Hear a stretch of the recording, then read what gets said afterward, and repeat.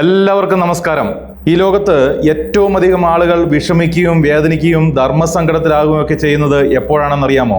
അത് മറ്റൊന്നുമല്ല, നമ്മളുടെ ഏറ്റവും പ്രിയപ്പെട്ടവർ അല്ലെങ്കിൽ വേണ്ടപ്പെട്ടവർ നമ്മളെ ഉപദ്രവിക്കുകയും വേദനിപ്പിക്കുകയും ഒക്കെ ചെയ്യുമ്പോഴായിരിക്കും. അതുമല്ലെങ്കിൽ അത്രയ്ക്കും വേണ്ടപ്പെട്ടവർ നമ്മളെ ചതിക്കുമ്പോഴായിരിക്കും. അത്തരം സാഹചര്യങ്ങളിൽ നമ്മൾ വല്ലാതെ നിസ്സഹായാവസ്ഥയിലും ആശയക്കുഴപ്പത്തിലുമാവും എന്നുള്ളതാണ്.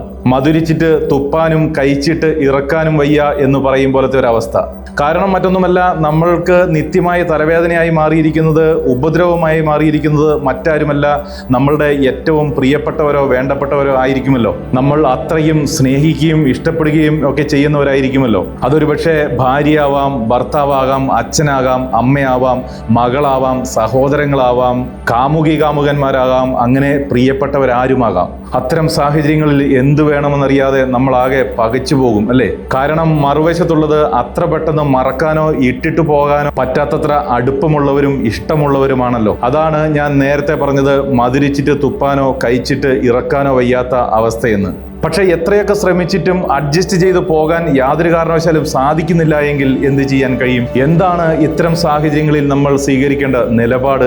ഈ വിഷയത്തെ പറ്റിയാണ് ഞാൻ ഇന്നിവിടെ സംസാരിക്കാൻ ഉദ്ദേശിക്കുന്നത്. അതായത് റിലേഷൻഷിപ്പ് അത് ഏത് തരത്തിലുള്ളതായാലും അതിലെല്ലാം പലതരത്തിലുള്ള വിഷയങ്ങൾ വരാൻ സാധ്യതയുണ്ട് എന്നുള്ളതാണ്. അതിൽ ഞാൻ സാധാരണ പറയാറുള്ളത്, അതിൽ ചെറിയ ചെറിയ പ്രശ്നങ്ങളൊക്കെ സാധാരണ നാച്ചുറലായി എല്ലായിടത്തും ഉണ്ടാവാറുള്ളതാണ്. അതുകൊണ്ട് തന്നെ അത്തരത്തിലുള്ള ചെറിയ പ്രശ്നങ്ങളെയൊക്കെ ഊതിപ്പെരുപ്പിച്ച് വഷളാക്കുന്നതിന് പകരം ഇതൊക്കെ സ്വാഭാവികമായും എല്ലാ ബന്ധങ്ങളിലും ഉണ്ടാവാൻ സാധ്യതയുള്ളതാണെന്നും അതൊന്നും അത്ര വലിയ കാര്യമായിട്ട് എടുക്കേണ്ട കാര്യമില്ല എന്ന് മനസ്സിലാക്കി അതൊന്നും ഒരു വിഷയമല്ലെന്നേ, അതൊക്കെ പോട്ടെന്നേ എന്ന മട്ടിൽ അതിനെ തള്ളിക്കളയാൻ തയ്യാറാവണം എന്നുള്ളതാണ്. എന്ന് വെച്ചാൽ അത്തരം നിസ്സാര കാര്യങ്ങളെയൊക്കെ ടോളറേറ്റ് ചെയ്യാൻ പാകത്തിലുള്ള മനക്കെട്ടിയുള്ള ആളായി മാറണം നമ്മൾ എന്നുള്ളതാണ്. എന്ന് വെച്ച് ആർക്കും ഏത് സമയത്തും എങ്ങനെയും ഹർട്ട് ചെയ്യാനുള്ള ഒരു വ്യക്തിയായി നിന്നു കൊടുക്കാനും പാടില്ല. എന്ന് വെച്ചാൽ വരുന്നവർക്കും പോകുന്നവർക്കും ഒക്കെ കൊട്ടിയിട്ട് പോകാനുള്ള ഒരു ചെണ്ടയായി മാറരുത് എന്നർത്ഥം.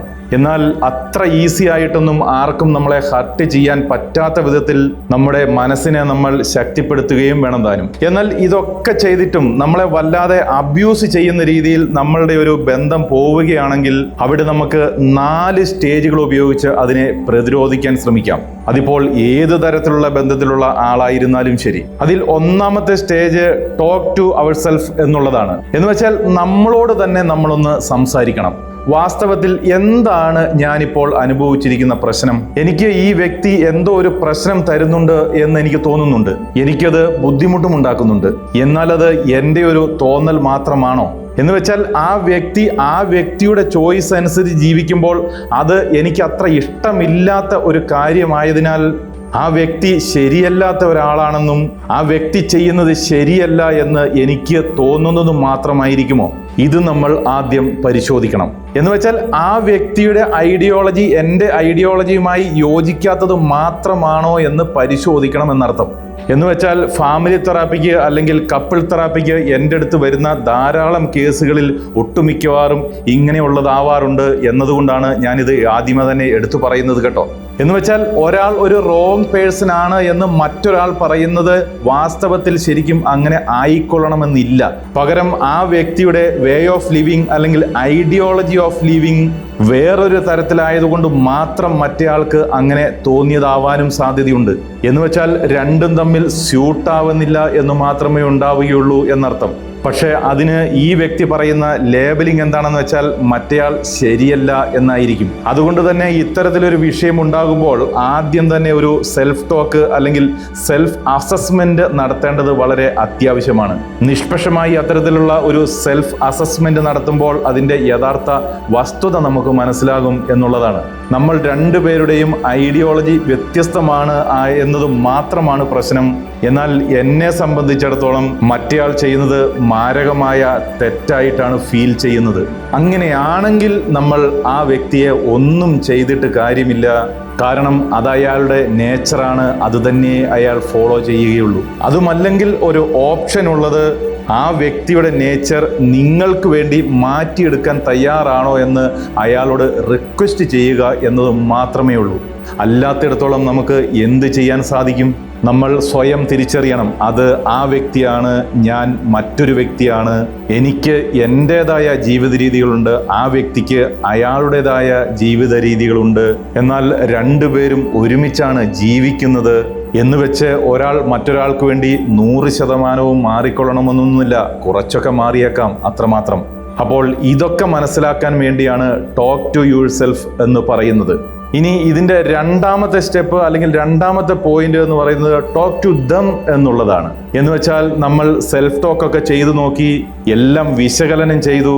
അപ്പോൾ നമുക്ക് മനസ്സിലായി, ഇല്ല, ഇത് എൻ്റെ തോന്നൽ മാത്രമൊന്നുമല്ല, അങ്ങനെ ശരിക്കും ആ വ്യക്തി എനിക്ക് ഉപദ്രവം ഉണ്ടാക്കുന്നുണ്ട് എന്ന് നമുക്ക് മനസ്സിലായി എന്ന് കൂട്ടിക്കോ. അങ്ങനെ മനസ്സിലായി കഴിഞ്ഞാൽ നമ്മൾ ആദ്യം ചെയ്യേണ്ടത് നമ്മൾ ആ വ്യക്തിയോട് നേരിട്ട് സംസാരിക്കുക എന്നുള്ളതാണ്. എന്ന് വെച്ചാൽ ആ വ്യക്തിയോട് ആ വിഷയത്തെപ്പറ്റി സംസാരിക്കുക. അങ്ങനെ സംസാരിക്കുന്നത് വളരെ വൃത്തിയായി മര്യാദയോടുകൂടി ശാന്തതയോടെ ആയിരിക്കണം എന്നത് നിർബന്ധമാണ് കേട്ടോ.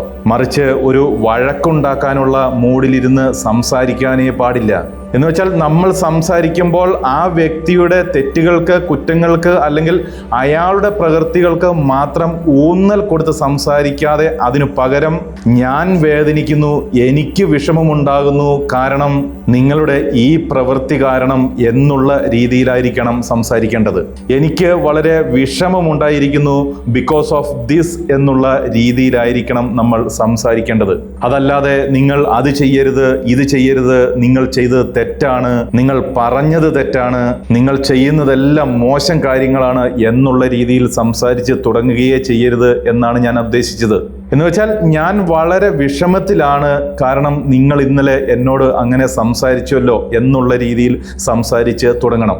അതുകൊണ്ട് ഇനി നിങ്ങൾ എന്നോട് അങ്ങനെ ചെയ്യാതിരുന്നാൽ, പെരുമാറാതിരുന്നാൽ അത് എനിക്ക് വളരെ ഉപകാരമായിരിക്കും എന്നുള്ള രീതിയിൽ റിക്വസ്റ്റ് ചെയ്ത് സംസാരിച്ചു തുടങ്ങാൻ ശ്രമിക്കുക. പകരം അതൊരിക്കലും ഒരു പ്രകോപനം സൃഷ്ടിക്കലായിരിക്കരുത്, അഹങ്കാരം പറച്ചിലായിരിക്കരുത്, ചൂടാവലായിരിക്കരുത്. പകരം നമ്മൾ റിക്വസ്റ്റ് ചെയ്യുന്നതായി മറ്റേ ആൾക്ക് തോന്നണം എന്നർത്ഥം. നമ്മൾ ഇത്തരത്തിൽ റിക്വസ്റ്റ് ചെയ്യുന്നത് പോലെ ആയിരിക്കണം സംസാരിച്ചു തുടങ്ങുന്നത് എന്ന് ഞാൻ പറഞ്ഞതിനർത്ഥം നിങ്ങൾ സംസാരിക്കുന്ന ആൾ അത്ര പെട്ടെന്ന് മുറിച്ചു കളയാൻ പറ്റുന്നത്ര ബന്ധത്തിലുള്ള ആളല്ലാത്തത് കൊണ്ട് മാത്രമാണ് കേട്ടോ. അതല്ല എങ്കിൽ നമുക്ക് അറുത്തു മുറിച്ച് ഇനി നിനക്ക് നിന്റെ വഴി, എനിക്ക് എൻ്റെ വഴി, നീ നിന്റെ പാട് നോക്കിപ്പോ എന്ന് പറയാൻ പറ്റാഞ്ഞിട്ടല്ല. പക്ഷേ ഇത് നിങ്ങൾക്ക് അത്രമേൽ പ്രിയപ്പെട്ടവരായിരിക്കില്ലേ? അതുകൊണ്ടാണ് ഇത്തരത്തിൽ സംസാരിച്ച് തുടങ്ങണം എന്ന് ഞാൻ പറഞ്ഞത്. അതും തുടക്കത്തിൽ മാത്രം, അല്ലാതെ എല്ലാ കാലവും റിക്വസ്റ്റ് ചെയ്ത് പുറകെ നടക്കണം എന്നല്ല ഞാൻ പറഞ്ഞ ഉദ്ദേശം. എന്നിട്ടും അത് നന്നായില്ല എങ്കിൽ വേറെ എന്ത് ചെയ്യണമെന്നും ഈ വീഡിയോയിൽ ഞാൻ പറഞ്ഞു തരുന്നുണ്ട്. അപ്പോൾ അത്തരത്തിൽ നിങ്ങൾക്കുണ്ടായ വിഷമങ്ങളും വേദനകളും നിങ്ങളുടെ പ്രശ്നങ്ങളും ആ വ്യക്തിയോട് പറഞ്ഞതിന് ശേഷം ആ വ്യക്തിയിൽ നിന്ന് തിരിച്ചു വരുന്ന റെസ്പോൺസ് എന്താണ് എന്നുള്ളത് വളരെ വൃത്തിയായി നോട്ട് ചെയ്തു വയ്ക്കണം. ഞാൻ ഓരോ കാര്യങ്ങളും അവതരിപ്പിച്ചപ്പോൾ എന്തായിരുന്നു റെസ്പോൺസ് എന്ന്. അത്തരത്തിൽ അയാൾ നിങ്ങളെ വേദനിപ്പിച്ച എല്ലാ കാര്യങ്ങളും പറഞ്ഞതിന് ശേഷം അതിൻ്റെ റെസ്പോൺസും നിങ്ങൾ നോട്ട് ചെയ്തു വയ്ക്കണം. അങ്ങനെ ഒരു 10-20 കാര്യങ്ങളുടെ എങ്കിലും 10-20 തവണയെങ്കിലും ഇത്തരത്തിലുള്ള കാര്യങ്ങൾ സംസാരിച്ച് അത് നോട്ട് ചെയ്ത് വയ്ക്കുക. ഒരു പരീക്ഷണാർത്ഥത്തിൽ കുറച്ച് ആഴ്ചകളോ മാസങ്ങളോ മാത്രം ഇങ്ങനെ ഒന്ന് ചെയ്തു നോക്കുക. അതിനുശേഷം അവിടുന്ന് കിട്ടിയ ഓരോ പ്രാവശ്യവും കിട്ടിയ റെസ്പോൺസ് പരിശോധിച്ചതിന് ശേഷം ആ റെസ്പോൺസ് ഇതിനെയൊന്നും മൈൻഡ് ചെയ്യാത്ത രീതിയിലാണ്, യാതൊരു മാറ്റവും ഉണ്ടാവുന്നില്ല, നിങ്ങളെ ഒന്ന് സംസാരിക്കാൻ പോലും അനുവദിക്കാത്ത രീതിയിലാണ് റെസ്പോൺസ് എങ്കിൽ നിങ്ങൾ മനസ്സിലാക്കിക്കോണം, ആ ആളോട് ഇനി മറ്റൊന്നും സംസാരിച്ചിട്ട് യാതൊരു പ്രയോജനവുമില്ല എന്ന്. അങ്ങനെയാണ് എങ്കിൽ അടുത്ത സ്റ്റെപ്പ്, മൂന്നാമത്തെ സ്റ്റെപ്പ് ടോക്ക് ടു സംവൺ എന്നുള്ളതാണ്. അതാണ് അടുത്ത സ്റ്റേജ്. നിങ്ങൾക്ക് പ്രിയപ്പെട്ട, വേണ്ടപ്പെട്ട, നിങ്ങളെ സ്നേഹിക്കുന്ന, നിങ്ങളെ മനസ്സിലാക്കുന്ന ആരെങ്കിലും ഒക്കെ ഉണ്ടാവുമല്ലോ, അത്യാവശ്യം കാര്യഗൗരവമുള്ളവർ. അതിപ്പോൾ കുടുംബത്തിലെ കാരണവന്മാരായിരിക്കാം, അച്ഛനും അമ്മയും ആവാം, അമ്മാവന്മാരാവാം, അങ്ങനെ ആരുമാവാം. അങ്ങനെ നമ്മൾ സംസാരിക്കാൻ തിരഞ്ഞെടുക്കുന്ന ആൾ മറ്റേ ആൾക്ക് കൂടി ഇഷ്ടപ്പെട്ട അല്ലെങ്കിൽ മറ്റേ ആൾ കൂടി ബഹുമാനം കൊടുക്കുന്ന ഒരാളാണ് ണെങ്കിൽ അത്രയും നല്ലത്. എന്ന് വെച്ച് ഇതൊക്കെ തുറന്നു പറഞ്ഞിട്ട് യാതൊരു പ്രയോജനവും ലഭിക്കാൻ സാധ്യതയില്ലാത്ത ഒരാളോടും ഇതൊന്നും പറഞ്ഞു നടക്കരുത് കേട്ടോ. മറിച്ച് നിങ്ങൾ വളരെ സേഫായിരിക്കുന്ന, ബുദ്ധി ഉപയോഗിച്ച് നീതിപൂർവം സംസാരിക്കുന്ന ആരുമാവാം. ഞാൻ വീണ്ടും പറയുന്നു, നിങ്ങൾ ചൂസ് ചെയ്യുന്നയാൾ വളരെ നീതിബോധമുള്ളയാളും കമാൻഡിങ് പവറുള്ളയാളുമായിരിക്കണം എന്നുള്ളത് പ്രത്യേകം ശ്രദ്ധിക്കണം. അങ്ങനെ അത്തരത്തിലുള്ള ഒരാളെ കണ്ടെത്തി നിങ്ങളുടെ വിഷയങ്ങൾ, വിഷമങ്ങൾ മൊത്തം തുറന്ന് പറയുമ്പോൾ ഒരുപക്ഷെങ്കിൽ അയാളിൽ നിന്ന് എന്തെങ്കിലും ഒരു ഗൈഡൻസ് ലഭിച്ചേക്കാം. നിങ്ങൾ അങ്ങനെയൊന്ന് ശ്രമിച്ചു നോക്കൂ, ഇങ്ങനെയൊന്ന് പറഞ്ഞു നോക്കൂ എന്നൊക്കെ. അതുമല്ലെങ്കിൽ ആ ആളിൽ നിന്ന് നിങ്ങൾക്ക് കുറച്ചുകൂടി ഡിഫറൻ്റ് ആയ വ്യൂ പോയിന്റ് കിട്ടും എന്നുള്ളതാണ്. അങ്ങനെ ലഭിക്കുന്ന വ്യൂ പോയിന്റുകൾ ഒരുപക്ഷെങ്കിൽ നിങ്ങളുടെ ഈ വിഷയം അധികം പ്രശ്നമാവാതെ മുന്നോട്ട് കൊണ്ടുപോകാൻ നിങ്ങളെ സഹായിച്ചേക്കാം. അതുമല്ലെങ്കിൽ നിങ്ങൾ ഇത്തരം കാര്യങ്ങൾ തുറന്നു പറയാൻ ചൂസ് ചെയ്യുന്ന വ്യക്തി ഇയാളെ വന്ന് കണ്ട് അയാളോട് സംസാരിച്ച് അയാളുടെ കാര്യങ്ങൾ പറഞ്ഞ് മനസ്സിലാക്കാൻ കഴിവുള്ള വ്യക്തിയാണെങ്കിൽ, അതുമല്ലെങ്കിൽ അയാളെ അനുസരിക്കാൻ ഇയാൾ തയ്യാറായാൽ അതോടെ ചിലപ്പോൾ ഒരുപക്ഷെ ഈ പ്രശ്നം തീർന്നേക്കാനും സാധ്യതയുണ്ട്. അങ്ങനെ ഒരു മധ്യസ്ഥ ശ്രമം കൂടി നടത്തിയിട്ടും ഈ വിഷയം പരിഹരിക്കപ്പെടുന്നില്ല എന്ന് വിചാരിക്കുക. എങ്കിൽ പിന്നെ നമ്മളുടെ മുമ്പിലുള്ള നാലാമത്തെ ഓപ്ഷൻ എന്ന് പറയുന്നത് ടോക്ക് ടു ലോ എന്നുള്ളത് മാത്രമാണ്. എന്ന് വെച്ചാൽ നിയമസഹായം തേടുക എന്നതാണ്. എന്ന് വെച്ചാൽ ഞാൻ നേരത്തെ പറഞ്ഞ മൂന്നിടത്തും കാര്യങ്ങൾ നിൽക്കുന്നില്ല എങ്കിൽ നിങ്ങളെ സഹായിക്കാൻ നിങ്ങളുടെ മുമ്പിൽ നിയമത്തിന് മാത്രമേ കഴിയൂ എന്നുള്ളതാണ്. അത്തരം സാഹചര്യങ്ങളിൽ നിങ്ങൾ നല്ലൊരു നിയമവിദഗ്ധനെ സമീപിച്ച് നിങ്ങളുടെ വിഷമങ്ങളും കാര്യങ്ങളും അദ്ദേഹത്തോട് അവതരിപ്പിച്ച് ഇനി എന്താണ് ഇതിൻ്റെ നിയമപരമായ വഴിയെന്ന് ആരാഞ്ഞ് ആ വഴിക്ക് മുന്നോട്ട് പോകേണ്ടതായിട്ട് വരും. എൻ്റെ ജീവിതം പ്രതിസന്ധിയിലാണെന്നും എൻ്റെ സ്വസ്ഥതയും സമാധാനവും ഒക്കെ പോയിരിക്കുകയാണെന്നും ഞാൻ വല്ലാതെ ഉപദ്രവിക്കപ്പെടുന്നുണ്ട് എന്നും എന്നെ രക്ഷിക്കണമെന്നും പറഞ്ഞ് നിയമത്തിൻ്റെ പൂർണ്ണ സംരക്ഷണം ഉറപ്പാക്കുക എന്നുള്ളതാണ്. അത്തരത്തിൽ ഈ 4 രീതിയിലും ഘട്ടം ഘട്ടമായി പ്രശ്നത്തിൻ്റെ തീവ്രതയ്ക്കനുസരിച്ച് വേണം നമ്മൾ ഇത്തരത്തിലുള്ള പ്രശ്നങ്ങളെ കൈകാര്യം ചെയ്യാൻ. ഇതിൽ ഏതെങ്കിലും ഒരു ഓപ്ഷനിൽ നിങ്ങൾക്ക് പരിഹാരം ലഭിക്കും എന്നുള്ളതാണ്. എന്തായാലും ഞാൻ എപ്പോഴും പറയാറുള്ള ഒരു കാര്യം വീണ്ടും ഓർമ്മിപ്പിക്കുന്നു, നിങ്ങളുടെ ജീവിതം നിങ്ങളുടേതു മാത്രമാണ്.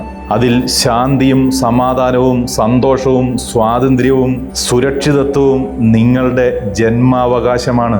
അതുകൊണ്ട് തന്നെ അതിൽ വിട്ടുവീഴ്ച ചെയ്ത് ആർക്കോ വേണ്ടി ജീവിതം ഹോമിക്കേണ്ടവരല്ല, നശിപ്പിക്കേണ്ടവരല്ല നിങ്ങൾ ആരും. നിങ്ങളുടെ ജീവിതത്തിൻ്റെയും സന്തോഷത്തിൻ്റെയും താക്കോൽ നിങ്ങളുടെ മാത്രം കൈകളിലായിരിക്കണം.